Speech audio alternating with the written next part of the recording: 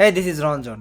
Review by চ্যানেলে আপনাদের স্বাগতম। আজকের ভিডিওতে কথা বলবো 2026-এ আসতে যাওয়া 10টা সিনেমা নিয়ে। হ্যাঁ, 10 নম্বরটা কিন্তু অনেকটা বেশি ইন্টারেস্টিং, তো এটার জন্য হলেও আপনাকে পুরো ভিডিওটা দেখতে হবে। তো প্রথমে আসি শাকিব খানের আপকামিং সিনেমা প্রিন্স অনস আপন এ টাইম ইন ঢাকা, যেটা একটা গ্যাংস্টার বেস সিনেমা হতে যাচ্ছে।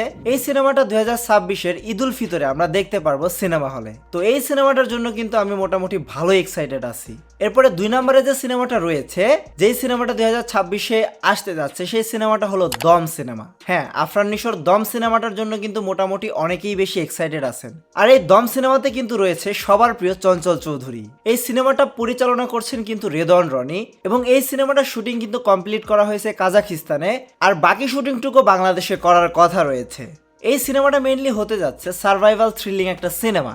বাংলাদেশে হাওয়া সিনেমা বাদে কিন্তু সার্ভাইভাল থ্রিলার সিনেমা নেই, তো দম সিনেমা কিন্তু মানুষের কাছে অনেক বেশি পছন্দ হতে পারে। এরপরে 3 নম্বরে যে সিনেমাটা রয়েছে 2026-এর ঈদে আসতে যাচ্ছে, তার নাম হচ্ছে তুফান 2। হ্যাঁ, শাকিব খানের আরেকটি সিনেমা, যেটা হয়তো কোরবানির ঈদে রিলিজ করা হতে পারে। তুফান সিনেমার এন্ডিংয়ে যে টার্নিং পয়েন্টটা ছিল, সেই জিনিসটা দেখার জন্য কিন্তু সবাই আসলে খুব বেশি পরিমাণ এক্সাইটেড হয়ে আছে। তো এর জন্য আসলে আমরা বলতে পারি যে তুফান 2 সিনেমার জন্য দর্শক আসলে মুখিয়ে রয়েছে। এরপরে 2026-এর ঈদ উল ফিতরে আসতে যাওয়া আরেকটি সিনেমা, যার নাম হচ্ছে রাক্ষস।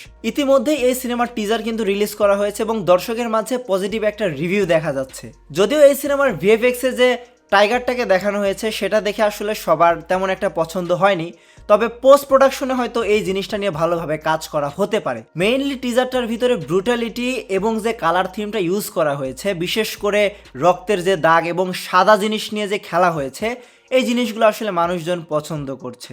এরপরে 2026-এ আসতে যাওয়া 5 নম্বর সিনেমাটি হলো শাকিব খানের সোলজার সিনেমা। শাকিব খানকে একটা আর্মির চরিত্রে হয়তো এখানে দেখা যেতে পারে, এবং এই প্রথমবার হয়তো তাকে দেখা যাচ্ছে এরকম একটা চরিত্রে। এই সিনেমার অলরেডি কিন্তু অনেকগুলো লুক আসলে ভাইরাল হয়েছে, তাছাড়া বিভিন্ন শুটিং স্পটের যে দৃশ্যগুলো আছে সেগুলোও কিন্তু ভাইরাল হয়েছে।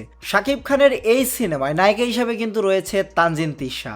তো এই সিনেমাটার শুটিং কিন্তু প্রায় মোটামুটি শেষ, খুব তাড়াতাড়ি হয়তো এই সিনেমাটা রিলিজ করা হতে পারে। এরপরে 2026-এ বাংলাদেশে আসতে যাওয়া 6 নম্বর সিনেমাটি হলো রোহিত সিনেমা, যেখানে আমরা নায়িকা হিসেবে দেখতে পারি নাজিফা তুষিকে, যাকে আমরা দেখেছিলাম এর আগে হাওয়া সিনেমাতে। হাওয়া সিনেমাতে কিন্তু সে দুর্ধর্ষ অভিনয় করেছে, এবং রোহিত সিনেমার যে টিজারটা দেওয়া হয়েছে, একদম মাস্টারপিস বলা যেতে পারে। আসলে মেজবাউর রহমান সুমন খুব ভালোভাবে কাজ করেছে এই টিজারে। এই সিনেমার যে একটা জিনিস ভাইরাল হয়েছে, যে নাজিফা তুষি নাকি 6 মাস যাবৎ শরীরে তেল মেখে রোদের সামনে গিয়ে তার শরীরটাকে আসলে পুড়িয়েছে, এই জিনিসটা কিন্তু আসলে খুবই প্রশংসার দাবিদার। আর টিজারে তার লুকে কিন্তু আসলে এই বিষয়টা দেখাও যায় যে হ্যাঁ, এই ক্যারেক্টারের জন্য সে আসলে অনেক বেশি কষ্ট করেছে। এরপরে 2026-এ আসতে যাওয়া 7 নম্বর সিনেমাটি হলো বনলতা এক্সপ্রেস। হ্যাঁ, শরীফুল রাজের এই সিনেমাটা 2026-এ আসতে যাচ্ছে।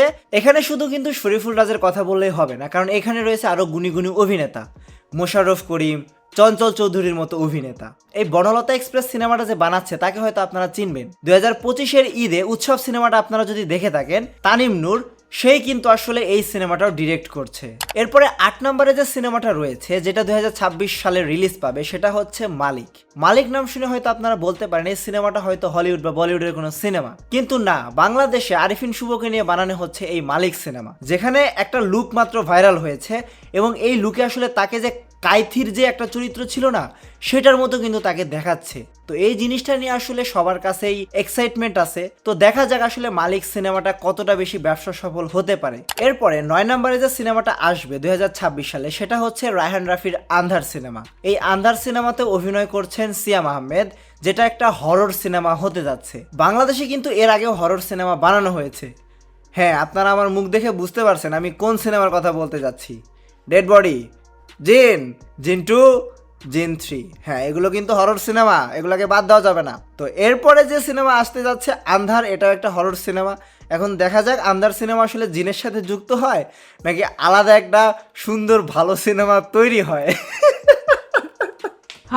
এরপরে 10 নম্বরে যে সিনেমাটা রয়েছে, যার জন্য আপনাদেরকে বলেছিলাম যে আপনারা অপেক্ষা করবেন সম্পূর্ণ ভিডিওটি দেখার জন্য। হ্যাঁ, সেই সিনেমার নামই এখন বলতে যাচ্ছি, যেটা হচ্ছে তসনস। মুন্না ভাইয়ের এই সিনেমাটা যদি আপনারা না দেখেন সিনেমা হলে গিয়ে, আপনাদের ভাই ভবিষ্যৎ অন্ধকার। বলেন কি? এই সিনেমার টিজার কিন্তু আসলে রিলিজ করা হয়েছে। এই সিনেমার টিজারটা দেখে আসলে সেই 1990 দশকের সিনেমার মতোই লাগছে। হ্যাঁ, আপনি ঘুষি দিচ্ছেন, এই জন্য উড়ে যাচ্ছে। কিন্তু একটা জিনিস কি দেখেন, এইসব সিনেমার কিন্তু আসলে অডিয়েন্স আছে। যেমন আপনারা দেখেন কয়েকদিন আগে রিলিজ পেলো গোয়ার, এই সিনেমার কি অডিয়েন্স ছিল কি না আপনারাই ভালো জানেন। তো এই সিনেমারও কিন্তু অডিয়েন্স থাকবে, 5-7 জন না যাওয়া অন্তত 2 জন তো সিনেমা হলে গিয়ে সিনেমাটা দেখবে ভাই, এটাই আমাদের সার্থকতা। তো এই ছিল আসলে আমাদের 10টা সিনেমা যেটা 2026 সালে বাংলাদেশে রিলিজ পেতে যাচ্ছে। আপনি কোন সিনেমাটার জন্য আসলে এক্সাইটেড আছেন সেটা আমাদেরকে কমেন্টে জানাতে পারেন। রিভিউ বাইয়ের সম্পূর্ণ ভিডিওটি দেখার জন্য ধন্যবাদ।